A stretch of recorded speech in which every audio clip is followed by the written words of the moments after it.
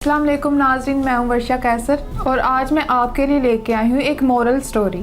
तो आइए नाज़रीन चलते हैं अपनी स्टोरी की तरफ। बगदाद में एक बहुत ही गुनाहगार इंसान रहता था, लेकिन इसकी माँ बहुत ही सालिया थी। इस शख्स से जब भी कोई गुनाह होता तो वो उस गुनाह को एक किताब में लिख लेता।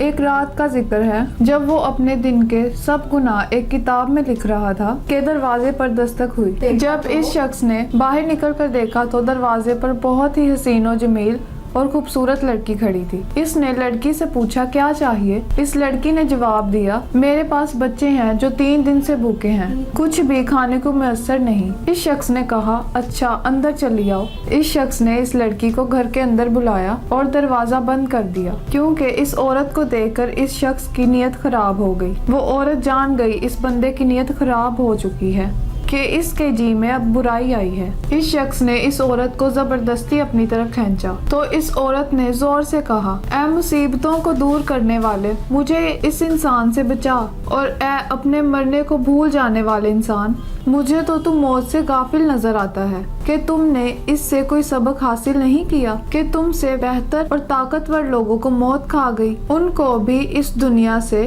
थोड़ी सी रोजी और कफन के सिवा कुछ नसीब ना हुआ, और जो मंजिलें और बड़े बड़े घर उन्होंने तामीर किए वो भी यहीं रह गए, और तुम खुद भी कल या अगले रोज तन्हा होकर चले जाएगा। ऐ मेरे परवरदिगार, मेरी फरियाद को सुन और मुझे इस इंसान से बचा।